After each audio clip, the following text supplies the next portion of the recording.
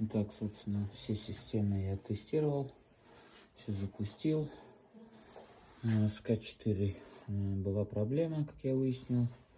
При подъеме на кровлю блок слетел со строп и немного повредился. Вследствие этого у него отошел контакт на датчике температуры внешней, и блок моросил. Ну, я, собственно, пережал контакт, и все заработало. Так что ПНР любой сложности. Лайк.